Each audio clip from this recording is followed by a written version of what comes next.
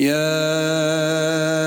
أيها المدثر قم فأنذر وربك فكبر وثيابك فطهر والرجز فاهجر ولا تمنن تستكثر ولربك فاصبر فإذا نقر في الناقور فذلك يومئذ يوم عسير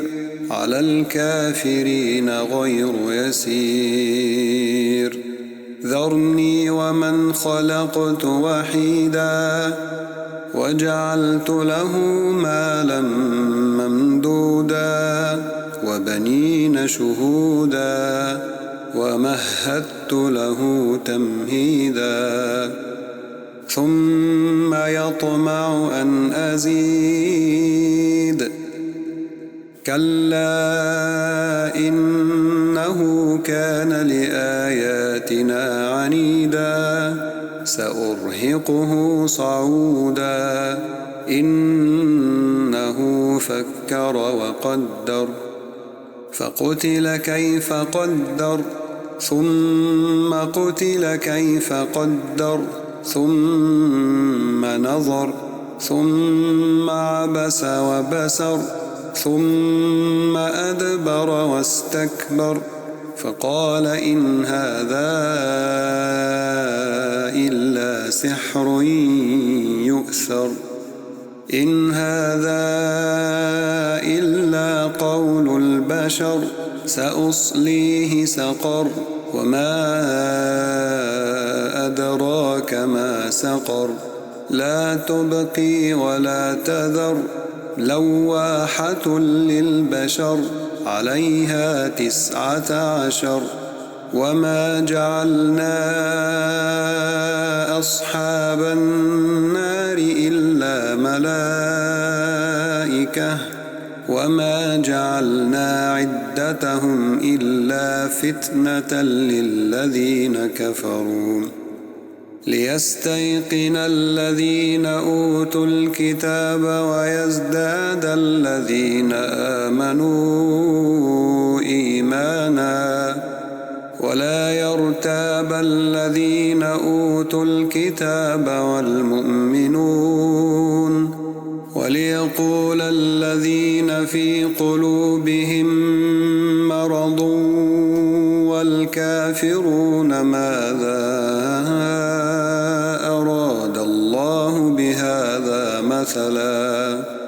كذلك يضل الله من يشاء ويهدي من يشاء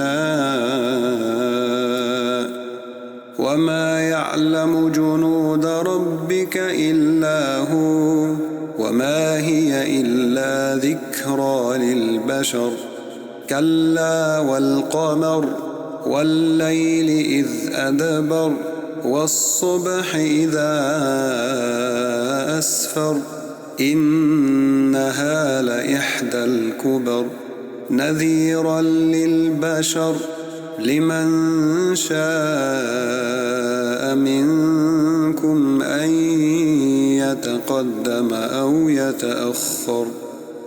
كل نفس بما كسبت رهينة إلا أصحاب اليمين في جنات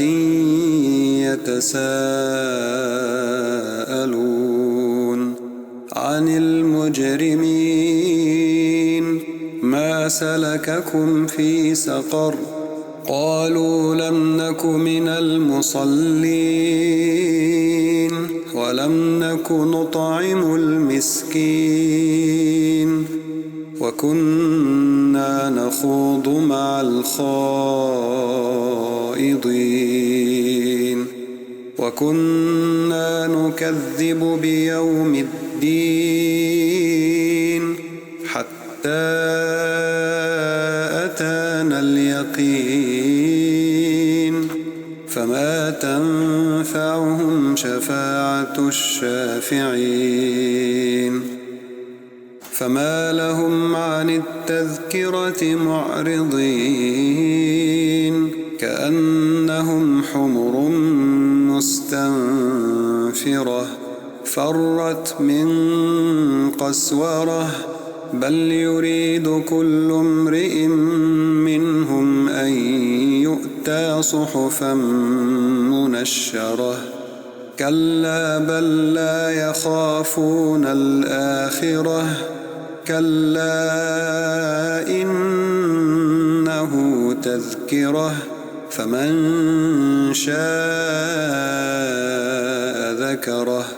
وما يذكرون إلا أن يشاء الله هو أهل التقوى وأهل المغفرة.